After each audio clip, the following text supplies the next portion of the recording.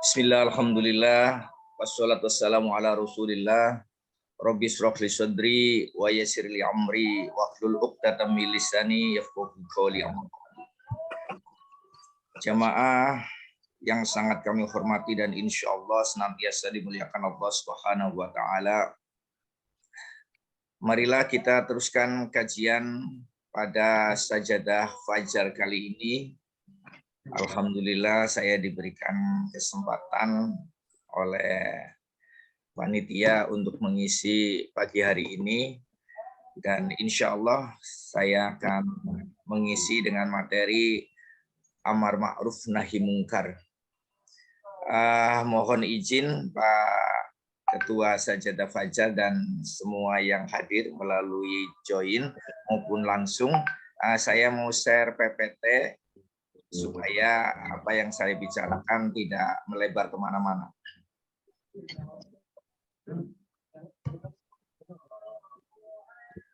Sudah masuk ya?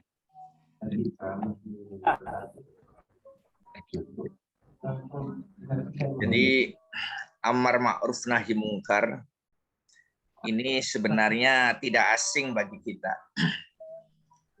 Kalau secara keilmuan, apalagi yang hadir di sini umumnya ustadz, kiai, profesor, doktor. Jadi saya yakin dan percaya amar ma'ruf nahi mungkar dari segi keilmuan semuanya sudah di luar kepala. Untuk itu saya tidak membahas dari segi keilmuan. Tidak ada gunanya menggarami laut. Tidak ada gunanya mengajari itik untuk berenang. Dan tidak etis kalau saya mengajarkan hal-hal semacam itu. Karena saya yakin dan percaya jamaah jauh lebih paham dibanding saya. Tapi yang ingin saya sampaikan adalah bagaimana implementasi dari amar ma'ruf nahi mungkar itu sendiri. Karena amar ma'ruf nahi mungkar itu menurut Al-Quran itu melekat kepada diri kita, melekat kepada siapapun. Nanti kita akan bahas.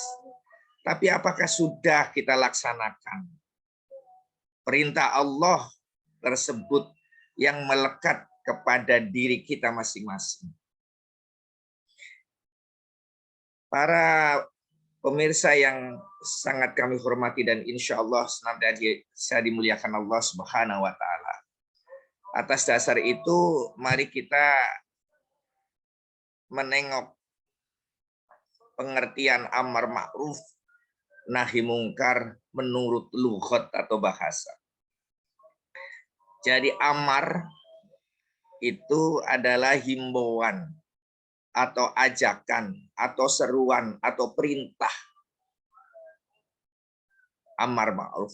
Amar itu menurut lughat adalah himbauan, ajakan, seruan atau perintah. Sedangkan ma'ruf menurut syariat adalah sesuatu kebaikan yang semua itu arahnya untuk mendekatkan kepada Allah Subhanahu wa Ta'ala. Jadi tidak setiap kebaikan disebut ma'ruf. Begitu juga di Al-Quran tidak semua kebaikan disebut ma'ruf. Tapi kalau kita bicara ma'ruf adalah sesuatu kebaikan yang mendekatkan diri kepada Allah. Dan kalau ini digunakan untuk nama, ya itu melupakan doa. Nama itu adalah doa juga ya. Maka ada yang namanya ma'ruf.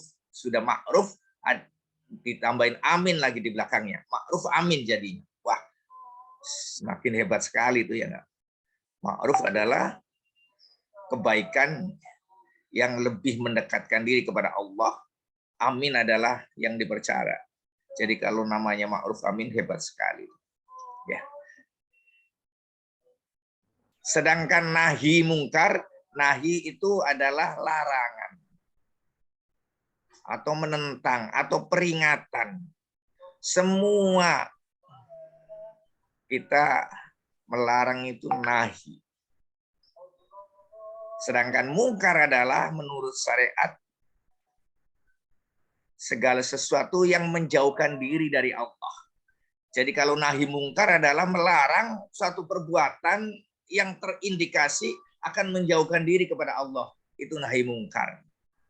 Persoalannya di sini, amar ma'ruf nahi mungkar, tidak sedikit orang yang memilih hanya amar ma'rufnya saja. Nahi mungkarnya itu ditinggalkan. Padahal harusnya seperti dua sisi mata uang yang tidak akan berarti satu sisi dengan sisi lainnya tanpa ada sisi lainnya, atau tidak berarti hanya satu sisi saja. Jadi selain amar ma'ruf juga harus punya nahi mungkar. Selain menjalankan amar ma'ruf juga harus menjalankan nahi mungkar. Tapi saat ini tadi Pak Kiai sudah menyampaikan, mohon maaf saja ya, sedang diaduk-aduk dan lain sebagainya. Tapi kita diam saja. Kita tidak melaksanakan nahi mungkar. Tapi para ulama asik dengan amar ma'ruf saja. Asiknya dengan amar ma'ruf. Seolah-olah kalau sudah mengajak kepada yang ma'ruf, selesailah persoalan. Tapi melihat kemungkaran, diam 1000 bahasa. Bahkan mungkin menjadi bagian dari kemungkaran itu sendiri.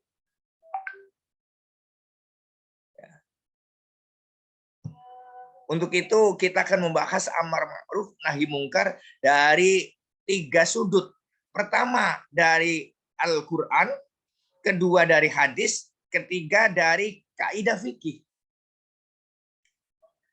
Meskipun tadi sudah saya sampaikan, saya hanya mengambil beberapa ayat saja, karena saya yakin dan percaya kalau dari segi pengetahuan atau knowledge itu jamaah jauh lebih paham. Tapi bagaimana implementasi atau pengamalannya? Kita ambil saja di sini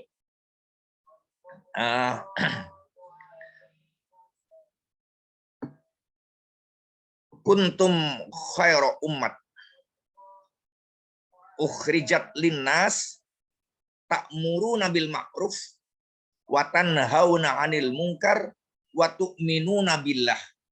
Walau amana ahlul kitabi lakana khairul lahum minhumul mu'minuna wa aksaruhumul fasikun.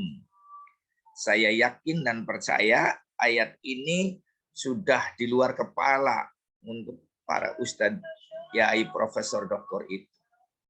Tapi marilah kita sedikit sama-sama untuk mengkritisi ayat ini. Kuntum khairu ummat. Menurut ayat ini, kita ini termasuk umat yang terbaik, yang dilahirkan untuk kita semua, yaitu untuk manusia. Untuk apa kita disebut umat yang terbaik? Atau kenapa kita disebut umat yang terbaik? Karena kita mempunyai misi. Pertama, ta'muruna bil ma'ruf. Kedua, wa tanhauna 'anil munkar. Yang ketiga, wa tu'minuna billah. Mari kita amati bersama. Jadi kita suka bangga dengan sebutan umat yang terbaik. Tapi lupa kenapa Allah memilih kita menjadi umat yang terbaik. Itu pertanyaan itu yang harus dijawab. Jangan sampai justru kita bangga dan cenderung kepada sombong karena kita dipilih oleh Allah sebagai umat yang terbaik. Tapi kita lupa kita diberi amanat oleh Allah. Kita memang menurut Ali Imran 110 disebut khairu ummat. Tapi kita lupa kenapa Allah memposisikan kita begitu tinggi. Karena kita mempunyai 3 misi, 3 amanah. Pertama, ta'muruna bil ma'ruf. Kedua, wa tanhauna 'anil munkar, yang tadi sudah saya sampaikan di awal, bahwa antara amar ma'ruf nahi munkar itu menjadi satu kesatuan. Saya mohon maaf saja belum menemukan satu ayat yang hanya berdiri sendiri, yang hanya perintah amar ma'ruf saja. Tapi setiap perintah ini selalu amar ma'ruf dan nahi mungkar. Tapi secara spesifik ayat yang mengatakan amar ma'ruf sendiri, nahi mungkar sendiri itu tidak ada. Yang ada satu paket. Wa tu'minuna billah, dan beriman kepada Allah. Jadi amar ma'ruf nahi mungkar itu supaya apa? Supaya beriman kepada Allah. Tapi ta'muruna bil ma'ruf. Ta'muruna bil ma'ruf artinya tadi amar. Tadi maaf ya. Amar di sini ya artinya himbauan, ajakan, seruan, perintah. Sekarang banyak orang yang bisa menghimbau, mengajak, menyeru, memerintahkan. Banyak sekarang. Tapi lupa. Di sini ta'muruna itu terselip, terkandung. Selain amar itu amal. Selain mengajak, memerintah, itu ada amal. Amal itu perbuatan atau contoh. Jadi selain kita mengajak, kemarin kita sudah bahas ya, waktu di kajian bulanan, mohon maaf ya, kajian rutin bulanan terintegrasi KRBT yang diselenggarakan oleh Dewan Masjid Indonesia. Jadi alhamdulillah mulai kemarin tanggal 3 September dan nanti secara rutin sebulan sekali setiap Sabtu pertama jam 6.30 setiap bulannya kita mengadakan kajian rutin bulanan yang diikuti oleh seluruh pengurus wilayah Dewan Masjid Indonesia. Itu kalau ikut semua 32 provinsi ya. Ini belum pernah terjadi ada kajian semacam itu. Yang pertama kemarin tuan rumahnya Aceh. Yang menyampaikan adalah Ketua Dewan Masjid Provinsi Aceh. Membahas tentang sholat berjamaah. Lalu saya membuat rekomendasi bahwa hasil dari pertemuan itu rekomendasinya adalah seluruh pengurus Dewan Masjid Indonesia, seluruh ketua, seluruh pengurus DKM harus memberi contoh, hadir melaksanakan sholat jamaah di masjid. Kalau sampai nanti masjidnya masih kosong, berarti ada sesuatu yang salah. Indikatornya apa? Indikatornya berarti pengurusnya enggak pada datang. Karena apa? Kalau pengurusnya datang semua saja, itu masjidnya akan penuh. Tapi kalau pengurusnya datangnya hanya karena pada saat diundang, maka ya pantas saja. Karena penyakitnya Ustadz itu kalau mau menyampaikan materi datang, tapi kalau mau mendengarkan tidak mau. Biasanya begitu. Ya mohon maaf saja, saya kalau ngomong to the point saja. Kenapa to the point? Karena saya sudah melaksanakan kegiatan ini dengan berbagai cara, ya supaya bagaimana Ustadz itu konsekuen mengadakan FGD semacam ini, kajian semacam ini. Pada saat beliau tidak sebagai penceramahnya atau tidak sebagai narasumbernya, beliau tidak hadir. Lalu bagaimana siapa yang hadir? Maksudnya dengan beliau hadir kita ini diskusi. Tapi pada saat hadirnya pada saat jadi narasumber saja. Itulah. Jadi di sini ta'muruna itu mengandung bukan hanya amar, tapi amal. Amal itu apa? Contoh. Jadi kita ini kabura maqtan 'indallah lima taquluna ma la taf'alun. Dosa besar menurut Allah kalau kita hanya bisa bicara tapi tidak bisa melaksanakan. Jadi omong besar saja. Jadi selain amar, kita juga harus amal. Makanya mohon maaf saja, saya kalau ngomong sama para ustadz itu tolong kalau lagi ceramah jangan menggunakan hadis ini. Laqad kana lakum fi Rasulillahi uswatun hasanah. Loh, kenapa tidak boleh? Yai? Iya, itu hadis itu tidak pantas kita gunakan. Kok begitu? Iya. Kalau kita sedang ceramah tidak perlu menggunakan hadis itu. Lalu bagaimana? Itu kan sohe. Iya sohe. Tapi gunakanlah. Sungguh ada pada diri saya contoh yang bagus. Karena saya sudah mencontoh Rasulullah. Maka cukup contoh saya. Begitu. Jangan suruh nyontoh Rasulullah saja. Sampean sendiri tidak melakukan seperti apa yang dilakukan oleh Rasul. Jadi sampean harus sudah berani contohlah saya. Karena saya sudah mencontoh Rasulullah Sallallahu Alaihi Wasallam. Begitu kira-kira. Itulah sahabat tabi'in. sahabat, tabi'in, lalu ulama. Tidak lakon karena lakum Rasulullah saja, tapi harus sudah berani. Sungguh ada pada diri saya contoh yang bagus. Karena apa? Karena saya sudah mencontoh Rasulullah Shallallahu Alaihi Wasallam. Jangan suruh mencontoh Rasulullah, tapi dia sendiri belum melakukan apa yang dilakukan oleh Rasulullah Shallallahu Alaihi Wasallam. Makanya tadi saya sampaikan, ya, kalau dari segi keilmuan saya yakin sudah tahu semua. Tapi implementasinya bagaimana? Ya, jangan sampai, ya mohon maaf saja kalau tidak percaya itu banyak yang bisanya cuman ngajak saja, memberitahu saja. Kalau cuma ngajak, memberitahu semua orang bisa, tapi memberi contoh. Sekarang itu dibutuhkan contoh.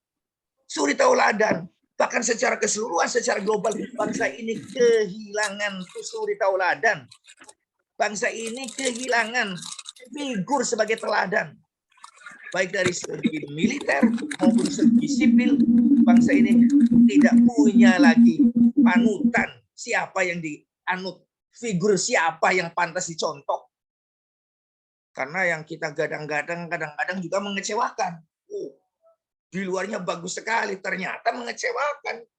Makanya waktu kapan itu mengatakan, waduh, kita pemimpin kita harus cari yang seiman, ya enggak? Lah kurang apa pemimpin kita dari orang ke-1 sampai dengan RT seiman kebanyakan. Tapi apakah mereka berpihak kepada Islam? Itu yang menjadi masalah. Ini sebentar lagi atau sekarang sudah mulai banyak tokoh-tokoh yang datang ke pesantren, ke masjid dan lain sebagainya, ya enggak? Pakai sorban, pakai kopiah, tapi KTP-nya bukan Islam, tapi kiainya cium tangan. Nanti selesai 24 juga hilang itu orang-orang macam itu. Tapi sekarang lagi pada datang ke masjid-masjid, ke pesantren-pesantren.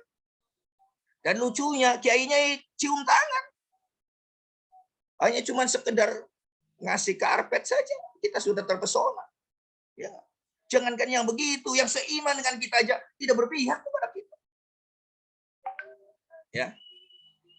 Yang kedua, ini ayat 104, masih Ali Imran. Ada yang menarik di sini. Wal takum minkum ummatu yad'una ilal khair wa ya'muruna bil ma'ruf wa yanhauna 'anil munkar wa ulaika humul muflihun. Ini intinya sama, amar ma'ruf nahi munkar. Tapi di awal tadi di sini kuntum khairu ummat, di sini ada kata-kata yang sangat menggelitik. Minkum. Wal takum, hendaklah ada. Minkum. Minkum, kalau menurut pendapat saya, minkum itu dalam arti kata segolongan. Minkum, segolongan dari keseluruhan umat Islam. Artinya kita semua. Kenapa? Tanpa terkecuali. Minkum dari segolongan umat Islam. Berarti tanpa terkecuali. Kenapa? Karena kita semua mempunyai tanggung jawab yang sama. Jadi dakwah itu bukan tanggung jawabnya ustadz saja, tanggung jawabnya ulama saja, tapi tanggung jawab kita semua. Jadi minkum. Kenapa? Kullukum ra'in wa kullu ra'in mas'ulun an ra'iyah. Setiap diri kita itu adalah pemimpin dan setiap pemimpin adalah akan diminta pertanggungjawabannya. Dan kita itu semuanya punya tanggung jawab untuk amar ma'ruf nahi mungkar. Tapi kata minkum saya lebih fokuskan, lebih spesifikkan. Minkum itu dari golongan para ulama, para tokoh agama. Kalau tadi pertama minkum pertama saya maknai dari seluruhnya, tapi minkum ini saya lebih fokuskan kepada sekelompok para tokoh-tokoh agama. Bahkan saya katakan bukan hanya tokoh Islam. Karena Al-Quran itu hudal linnas. Lihat di surat Al-Baqarah. Hudal linnas, petunjuk bagi manusia. Jadi selama kita manusia, maka jadikanlah Al-Quran sebagai petunjuk. Hudal linnas. Jadi selama kita manusia, jadikanlah Al-Quran sebagai petunjuk. Artinya apapun agamanya, Al-Quran jadikanlah petunjuk. Dan tidak ada satupun ayat di dalam Al-Quran yang mengatakan Al-Quran itu petunjuk bagi orang Islam. Tidak. Tapi hudal linnas. Meskipun di dalam surat Al-Baqarah mengatakan hudal lil muttaqin. Tapi tidak ada yang mengatakan hudal linnas. Akan menjadi petunjuk kalau kita yakin. Tapi kalau kita tidak yakin, tidak bertakwa, ya tidak jadi petunjuk. Jadi mingkum di sini selain secara global, yang kedua mingkum dalam arti kata spesifik, yaitu para tokoh agama. Lebih spesifik lagi para tokoh agama Islam. Dalam hal ini ulama, kiai, ustadz, dan lain sebagainya. Hendaknya ada. Tapi tadi yang saya katakan. Jadi jangan sampai kabur maktan indallah. Lima taquluna ma la taf'alun. Ini sama ya, surat Ali Imran, intinya amar ma'ruf nahi mungkar, tapi ada wa yusari'una fil khairat. Jadi harus bersegera bergegas untuk melakukan suatu kebaikan. Kebaikan di sini adalah yang ma'ruf. Meskipun di sini disebutkan khairat, tapi kebaikan yang ma'ruf. Kebaikan yang mendekatkan diri kepada Allah. Saya katakan, ada orang mau main judi, tidak punya uang, lalu pinjam sama temannya, dikasih pinjaman oleh temannya. Temannya ngasih uang pinjaman kepada temannya, itu kebaikan menurut dia. Tapi tidak kebaikan menurut Al-Quran ini. Makanya tidak disebut ma'ruf. Itu kebaikan juga. Tapi dalam hal ta'awanu alal birri. Jadi wala ta'awanu alal ismi wal udwan. Kalau yang tadi orang memberikan pinjaman untuk maksiat kepada Allah, itu ta'awanu alal ismi, bahkan wal udwan.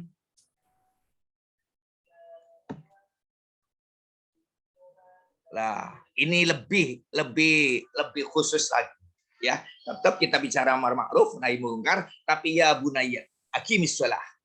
Ya bunayya aqimis shalah.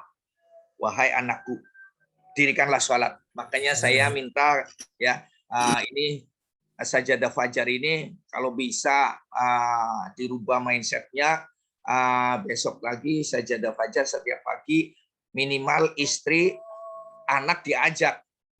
Jangan bapak-bapaknya saja. Istri dan anak diajak.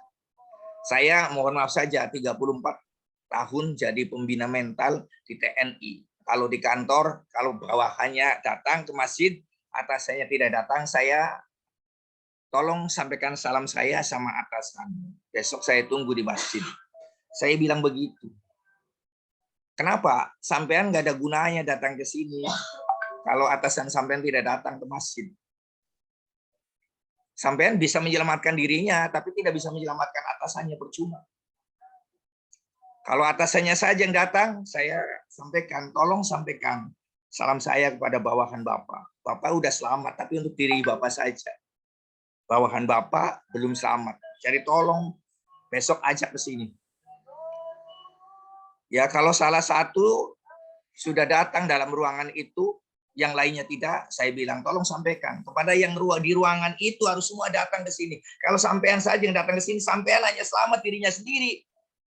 Tapi di lingkungan sampean belum datang, belum selamat. Nanti itu akan menjadi masalah pada saat sampean mau masuk surga, lalu ruang teman yang satu ruangan akan bertanya, oh, dia tidak pantas masuk surga. Kenapa? Oh, kamu bilang begitu? Iya, dulu waktu itu rajin ke masjid, cuma dirinya sendiri, tidak pernah mengajak saya. Dia tidak pernah mengajak saya, dia hanya untuk dirinya sendiri. Padahal kalau mengajak saya mungkin saya juga mau. Ini sekedar bercanda, karena dalil macam itu secara spesifik nggak ada, tapi secara global itu ada. Begitu juga, mohon maaf saja, saya waktu masih aktif, saya sebagai pembina mental di TNI, kalau ada yang mau nikah, ya itu harus ada tanda tangan saya, harus ada tanda tangan saya minimal 100 kali. Pernah mengikuti kultum saya. Kalau belum mengikuti tidak bisa nikah. Karena apa? Kalau di lingkungan TNI itu kalau mau nikah itu kalau tidak ada rekomendasi dari Papintalnya, KUA tidak berani menikahkan. Makanya yang masih bujangan-bujangan ya rajin. Karena apa? Nah, nanti kalau mau nikah nggak jadi gara-gara belum ada tanda tangan saya, kan sayang. Padahal kalau 100 kali, berarti kurang lebih 3 bulan harus mengikuti secara berturut-turut. 3 bulan lebih. Ya, jadi di sini ya bunayya, aqimis shalah. Supaya kita anaknya mau mendirikan sholat, ya kita sholat. Dan kita ajak dari kecil. Mohon maaf saja, sekarang di Dewan Masjid di Indonesia kemarin mengadakan DMI World, ada penggolongan masjid ramah anak, ya, kategori masjid ramah anak. Kalau dulu kita waktu masih kecil di masjid dimarahin sama DKM, ya sekarang tidak boleh lagi. Bagaimana mungkin mereka itu akan datang ke masjid kalau sudah besar? Sejak kecil aja kita bawa ke masjid, belum tentu besarnya mau di masjid. Makanya dari kecil, ya memang anak-anak itu seperti itu. Namanya dunia anak-anak. Ya, jadi jangan anak-anak di masjid dilarang. Bagaimana mungkin mereka itu akan mau datang ke masjid kalau dari kecilnya tidak diperkenalkan? Kalau sudah besar mah susah. Jadi ya bunayya aqimis shalah. Ya, suara ke. Nah, ini di surat Toha. Wa'mur ahlaka bis shalah. Wastabir 'alaiha. La nas'aluka rizqan, nahnu narzuquka wal 'aqibatu littaqwa. Wa'mur ahlaka. Jadi keluarga kita diajak. Bagaimana mungkin kalau keluarga kita tidak kita ngajak keluarga orang lain? Jadi selamatkan dulu keluarga kita. Sedangkan hadis ini salah satu saja ya. Qala Rasulullah sallallahu alaihi wasallam, "Ma min rajulin yakunu fi qaumin yu'malu fihim bil ma'asi yaqdiru ala ayyughayyiru alaihi fala yughayyiru ila asabahum wa hu bi'adzabin min qablu ayyamu."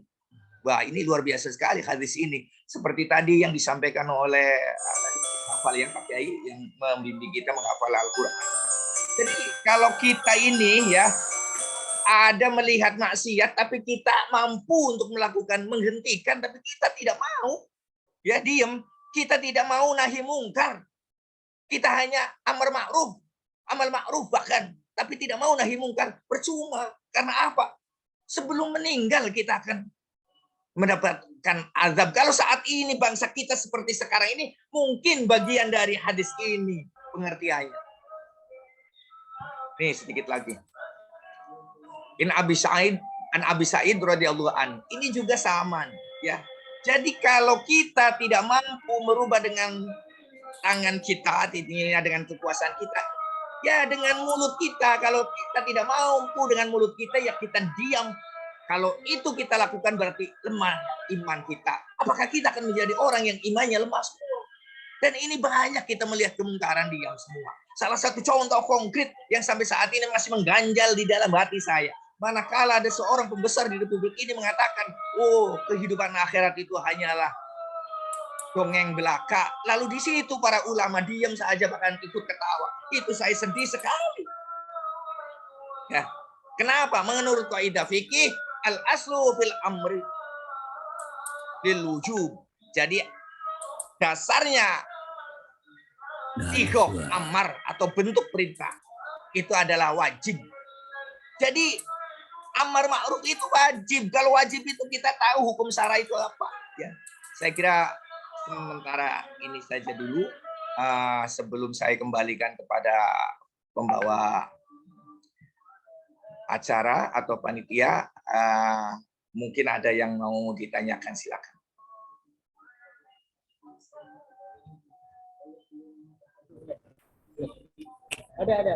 Ada pertanyaan? Ya, silakan. Bismillahirrahmanirrahim. Assalamualaikum warahmatullahi wabarakatuh. Waalaikumsalam. Nama saya Darubi Khalif.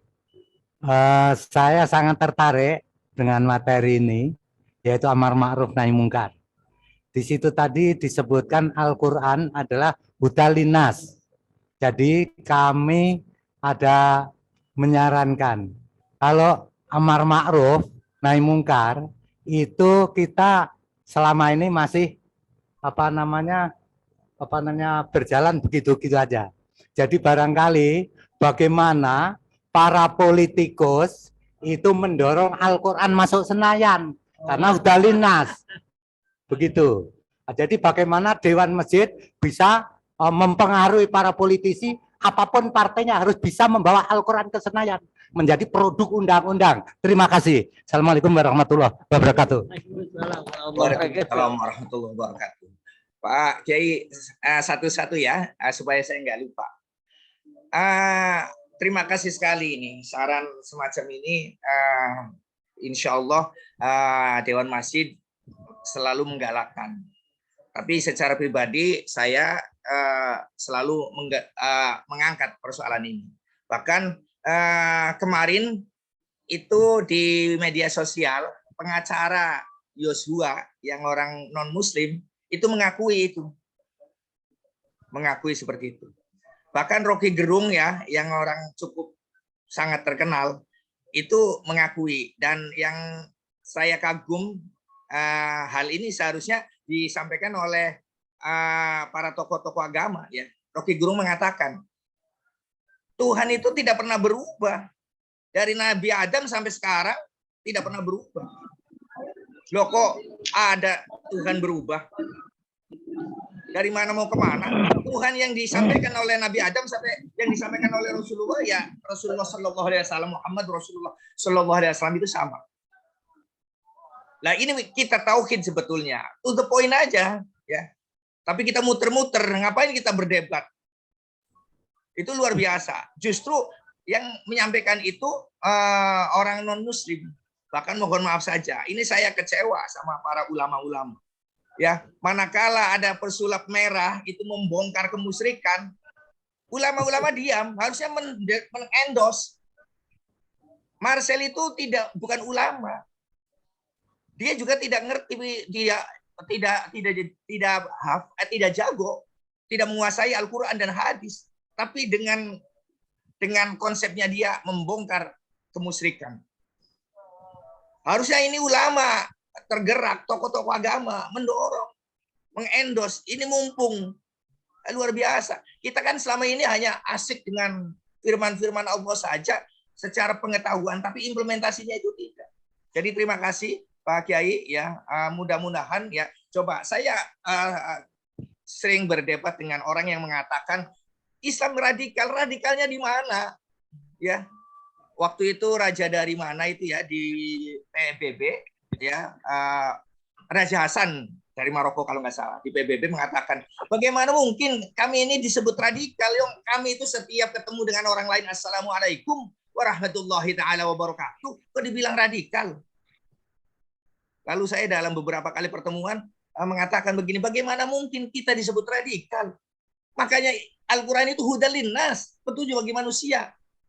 Satu ayat saja bismillahirrahmanirrahim yang kita maknai, kita baca di terjemahan Al-Quran dari manapun selalu mengatakan dengan nama Allah yang Maha Pengasih lagi Maha Penyayang. Tapi menurut ilmu nahwu bismillahirrahmanirrahim itu apabila huruf ba disandingkan asma Allah itu namanya bukan dengan, tapi namanya demi. Demi itu artinya bersumpah. Makanya huruf ba wawu ta apabila disandingkan dengan nama Allah maka menjadi harful qasam atau huruf untuk bersumpah. Jadi kalau bismillah itu artinya demi nama Allah. Lebih spesifik lagi, Ar-Rahman itu artinya kasih sayang Allah yang diberikan kepada semua umatnya, baik yang beriman maupun yang tidak. Sedangkan Ar-Rahim adalah kasih sayang Allah yang hanya diberikan kepada orang yang beriman saja. Bagaimana mungkin kita ini menjadi radikal kalau setiap melakukan perbuatan apapun kita selalu menyebut bismillahirrahmanirrahim, artinya kami bersumpah akan menyayangi siapapun, bahkan musuh-musuh kami. Itu yang pertama. Yang kedua baru kami akan menyayangi orang yang seiman. Jadi terima kasih, mudah-mudahan tersosialisasi bahwa Al-Quran itu hudal linnas, petunjuk bagi manusia. Kenapa? Allah lah yang menciptakan alam semesta, maka Allah lah yang memberikan pedoman supaya kita bisa selamat dunia dan akhirat. Makanya tidak salah kalau Rocky Gerung mengatakan bahwa Tuhannya dari Nabi Adam sampai Nabi Muhammad itu satu, yaitu Allah Subhanahu wa taala. Terima kasih Pak Kiai.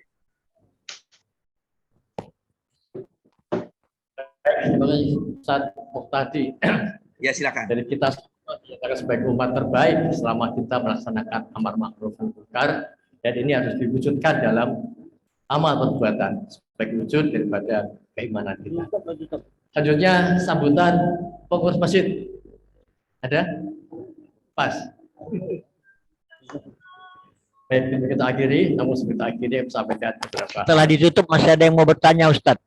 Ya silakan. Nanti Ya, setelah ditutup ada yang mau bertanya, Ustadz. Ahmad Dhani namanya. Bahwa hasil IFA pagi ini terkumpul dana Rp235.000 sehingga saldo akhir sekarang Rp5.339.000.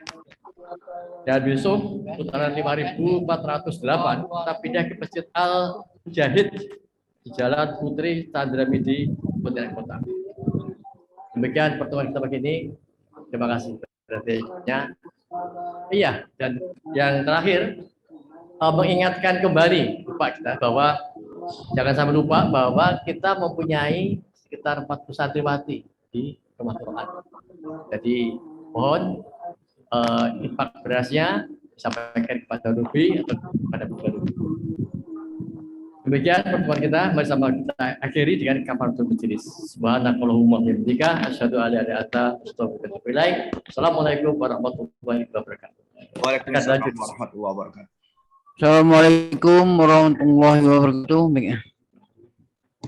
Masalah tadi Ustadz mengatakan kalau ada masalah mungkar tadi, pekerjaan yang zalim tadi, kita ubahlah dengan tangan kita, kalau tidak ubah dengan tangan kita, dengan mulut kita. Ini saya mau bertanya Ustadz, kalau rejim ini zalim, bagaimana kita mengubah dengan tangan kita Ustadz? Rejim ini kan terlalu zalim dengan rakyat ini Ustadz. Sedangkan ketua Dewan Masjid kita itu kan dulu wakilnya Ustadz pastinya ya. Saya minta bagaimana ini rejim ini bisa istilahnya tidak zalim kepada masyarakat nih, tolonglah di sini Dewan Masjid ini bergerak. Terus dua, ini saran saya, tolong nanti ini mau 2024 mau pilpres ini, tolong Dewan Masjid ini bergerak minta supaya ustadz-ustadz yang ceramah atau mengisi taklim di masjid itu tolonglah berbicara tentang politik Islam, bagaimana kita memimpin bagaimana orang Islam ini bisa memimpin ke depannya. Kita mintalah supaya mereka mau berbicara tentang politik di masjid ini, politik Islam. Itu aja saran saya Ustadz. Terima kasih. Assalamualaikum warahmatullahi wabarakatuh. Terima kasih. Wassalamualaikum warahmatullahi wabarakatuh. Pertanyaan yang sangat bagus ya. Makanya kami di Dewan Masjid Indonesia mulai kemarin 3 September, nanti yang kedua 1 Oktober ya, kita mengadakan kajian macam ini. Kita akan bicara kepada seluruh umat Islam se-Indonesia secara struktural. Ini belum pernah terjadi ya. Ini sajadah fajar saja sudah sekian puluh tahun, itu kan tidak struktural ya. Hanya yang mau bergabung saja. Kalau kami bahkan kami akan buat absennya. Jadi kalau pengurus Dewan Masjid yang tidak hadir, nanti ada absennya. Kalau tidak hadir, nanti akan saya umumkan. Ya, kayak tadi saya sampaikan, Ustadz itu kadang-kadang hadirnya kalau mau jadi narasumber saja. Kalau tidak mau jadi narasumber, dia tidak hadir. Nanti di kajian KRBT, kajian rutin bulanan terintegrasi, saya buatkan absen. Yang tidak hadir ya saya akan umumkan. Ya, jangan kabur maktana indallah. Kita hanya bisa ngomong, tapi kita tidak mau mendengarkan. Bagaimana mungkin terjadi komunikasi? Jadi insya Allah. Tadi yang sudah yang disampaikan oleh pertanyaan itu juga sangat erat kaitannya dengan kegiatan kita ya, jamaah yang dimuliakan Allah Subhanahu wa taala. Tadi saya sampaikan, ini 2024 ya. Selama ini kita dilarang bicara tentang politik dan umat Islam, khususnya para ulama juga mengatakan seperti itu. Di masjid tidak boleh bicara tentang politik. Kata siapa? Rasulullah Shallallahu Alaihi Wasallam. Sampai dengan hari ini kita di Kalimantan Barat sampai di Jakarta ada orang Islam ya karena Rasulullah menyiarkan politik dari masjid. Ya, kenapa kita selama ini dilarang? Tapi begitu menjelang 2024 ada orang pakai kayak saya ini, pakai kopiah, pakai sorban kayak gini, tapi KTP-nya tidak Islam, datang ke masjid, datang ke pesantren, meskipun cuma sambutan. Jangankan menyampaikan sambutan, tidak menyampaikan sambutan saja, apakah itu bukan tindakan politik? Tapi saya tidak melawan dengan kekerasan dan lain sebagainya. Tapi saya melakukan satu konsep yang disebut demokrasi non-partai yang kemarin oleh Pak Askandar disarankan untuk dibukukan.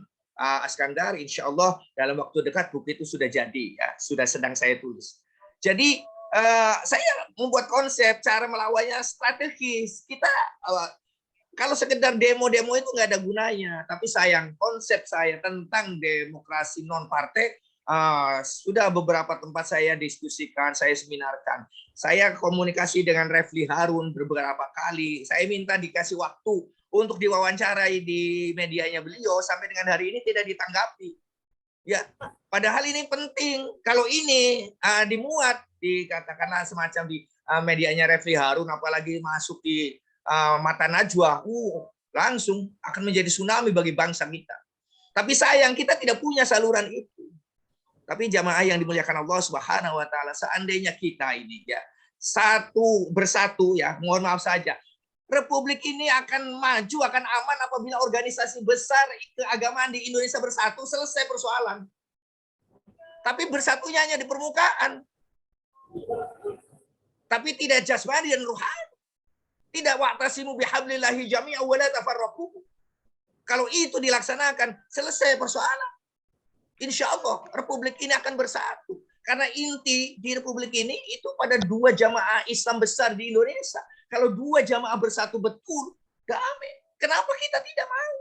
Kalau untuk tujuan yang lebih besar, untuk kemaslahatan umat, kenapa tidak? Terima kasih Pak Kiai. Terima kasih Pak Mutadi, ada Pak Arhab, Pak Hasan Mulis, Pak Aris di Tamaliti, Pak Rusdi Adam di Jambi, mungkin mau respon? Ya, silakan Pak Rusdi Adam, kelihatan mau bicara.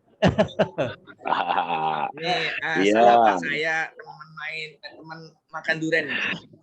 Iya. Assalamualaikum. Waalaikumsalam warahmatullahi wabarakatuh.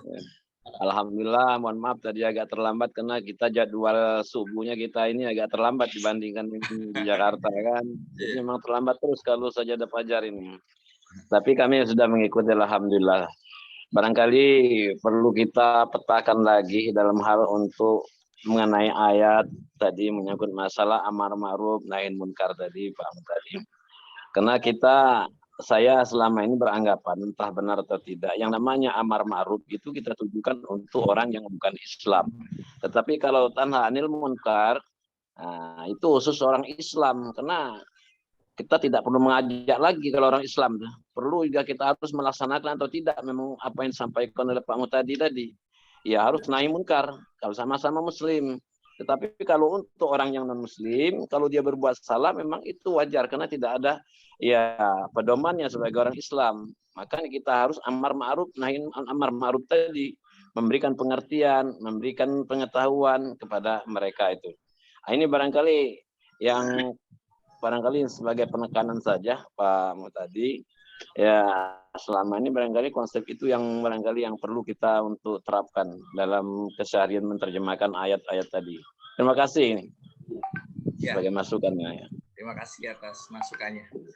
Ya, Terima kasih Pak Rusli, silakan. Tinggal implementasinya Pak Abdul Haris sama Lene. Masalahnya sedang saya bahas ya, sedang kita bahas insya Allah. Masalah Maluku ya, DMI Maluku insya Allah sedang kita bahas. Assalamualaikum warahmatullahi wabarakatuh, Pak Mustadi. Waalaikumsalam. Waalaikumsalam. Sebagai materi pada pagi hari ini. Ya, alhamdulillah syukur para kiai, para habaib dengan rahmat Allah Subhanahu wa taala. Kami di Maluku, terutama di Kota Ambon, sekarang sudah mulai pukul jam 8 pagi, Pak. Ya. Ini kita sudah mau siap-siap untuk mau ke kantor ini, Pak.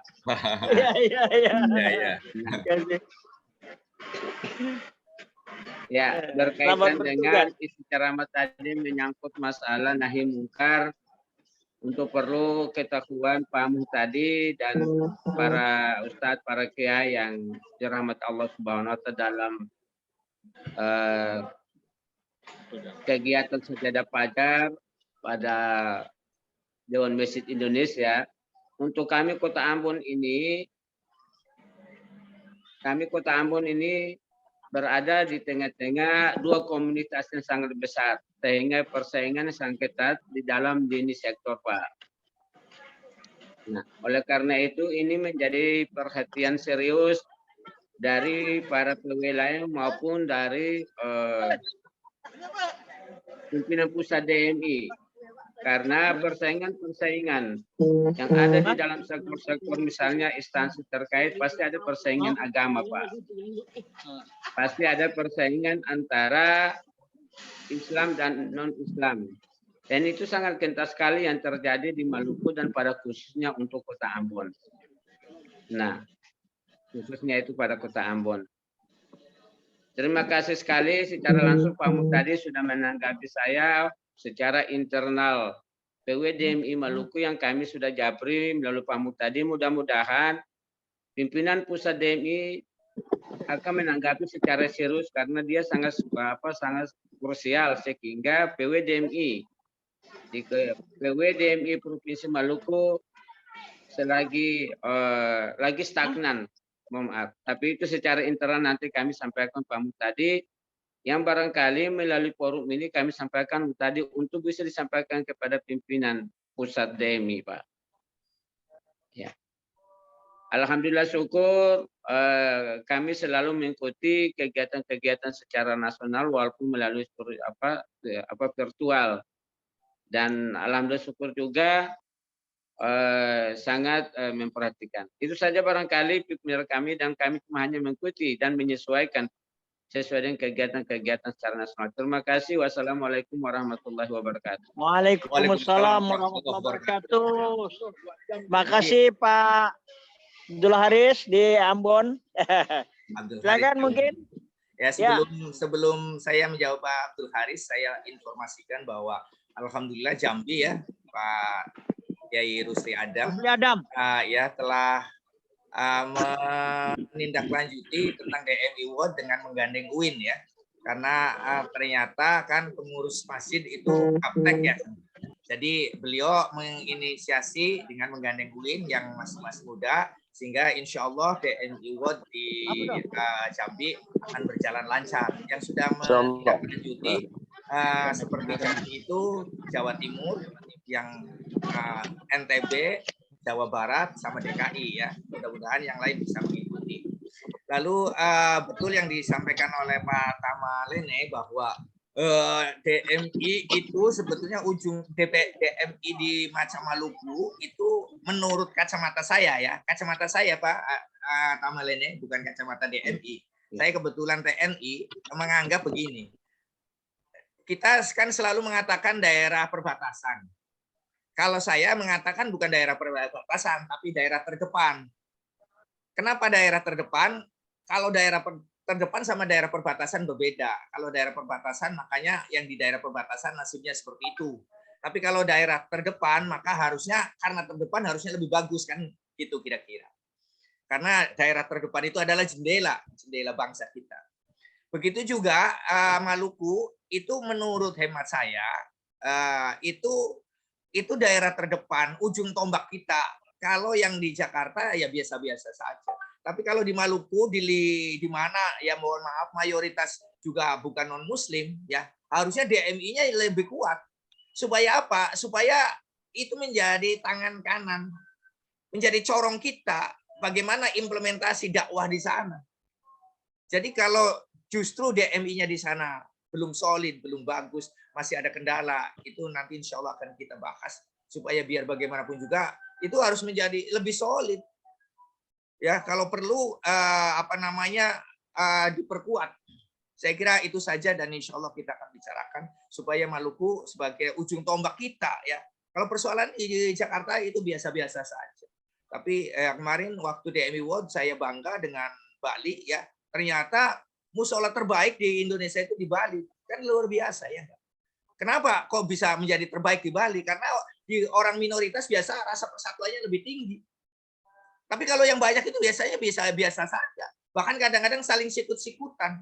Tapi manakala kita jumlahnya sedikit, rasa nasionalismenya sangat tinggi, rasa persatuannya sangat tinggi. Dan itu terbukti. Musola terbaik di Indonesia itu adanya di Bali.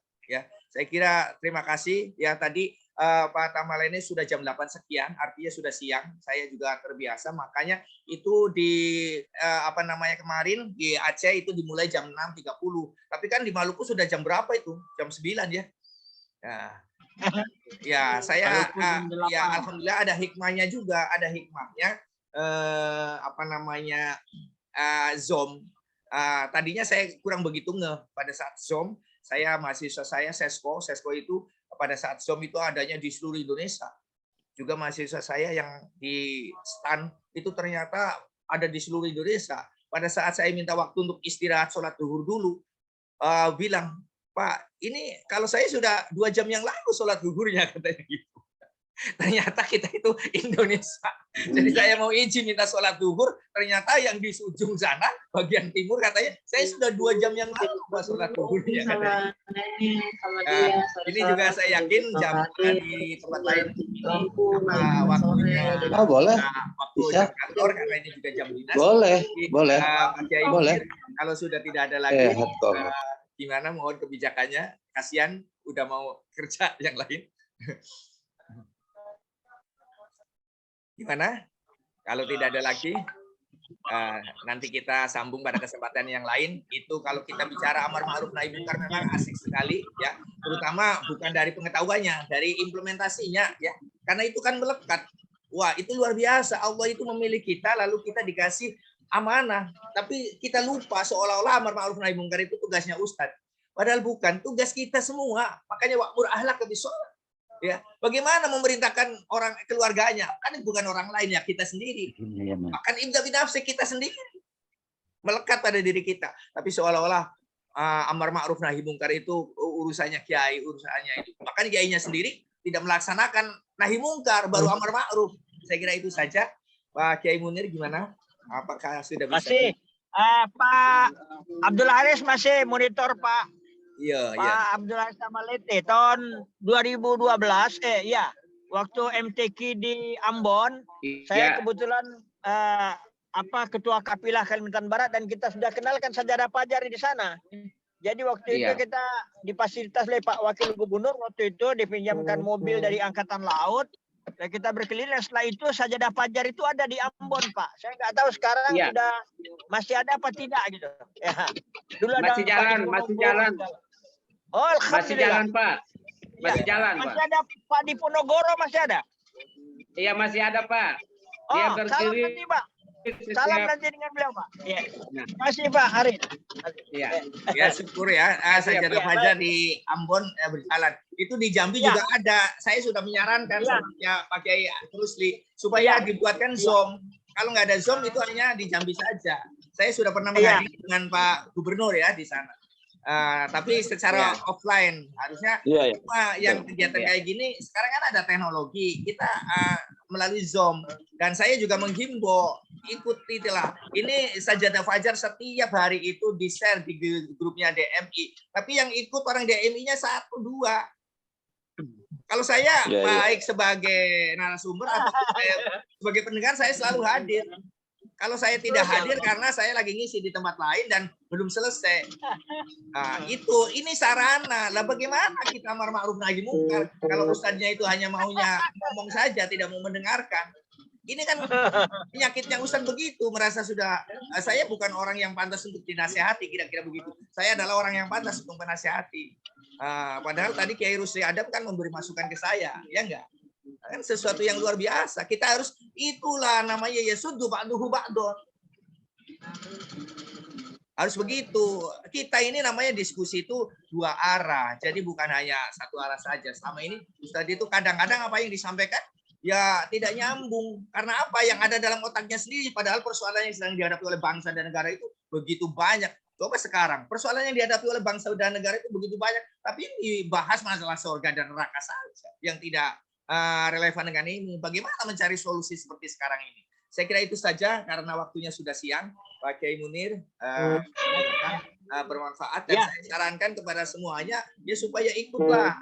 Ini sajadah fajar sudah luar biasa memfasilitasi kita bisa berhubungan ke seluruh Indonesia setiap hari, sesuatu yang luar biasa. Dan saya juga alhamdulillah melalui sajadah fajar maka DMI saya bisa perkenalkan. DMI World saya bisa perkenalkan, tanpa itu kan tidak. Ya. Kalau saya hanya DMI, ya terus terang saja saya sampai lelah capek ya untuk mensosialisasikan DMI World. Saya kemarin sedikit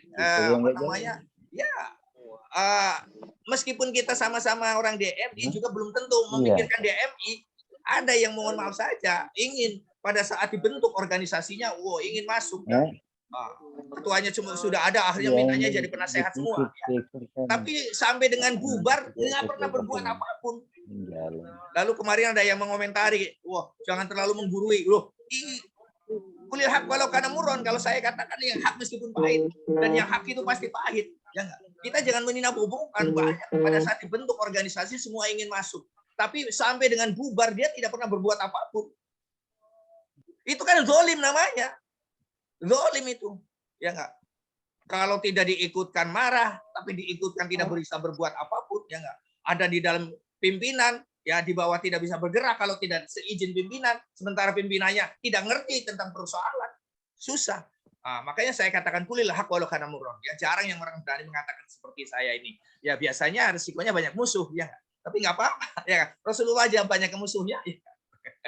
Saya itu saja. Saya orangnya to the point. Jadi tidak mau basa-basi. Namanya basa-basi kan nggak enak. Yang enak itu sayur asem. Sayur asem kan sayur basi tapi enak. Tapi kalau basa jangan basi. Terima kasih Pak Kiai. Pak Rahab, gimana Pak Rahab?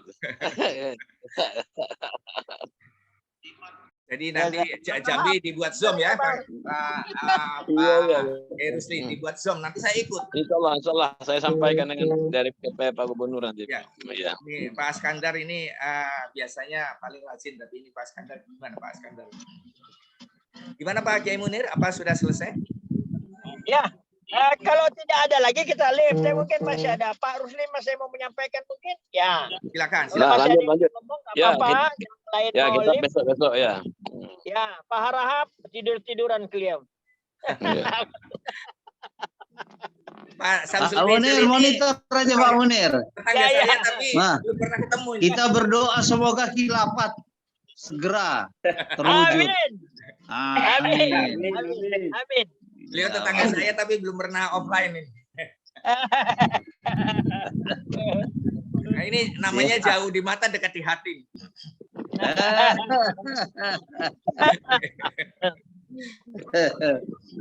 Ya. Ya. Oke Pak Munir. Ya, makasih Pak Rahab. Ya. Ada Pak Tinggal. Gimana Pak Tinggal? Ojo ketum. Pak Hasan Mulis mungkin mau menyampaikan, Pak Hasan? Atau Pak Iskandar baru pulang umrah? Silakan. Pak, monitor saya. Alhamdulillah ikut terus. Pak Iskandar lagi kita lupa aja ya. buku. Baik. Baik, terima kasih banyak Pak Haris di Maluku. Pak Adam, Pak Hasan Mulis di Bandung, Pak Arahap dan Pak Mutadi di Jakarta, Depok dan semua. Insyaallah kita sampai ketemu besok itu materinya terjemah Al-Quran per kata. Jadi besok Pak Haris materi kita terjemah Al-Quran per kata. Terima kasih banyak, kita live. Assalamualaikum warahmatullahi wabarakatuh. Waalaikumsalam warahmatullahi wabarakatuh.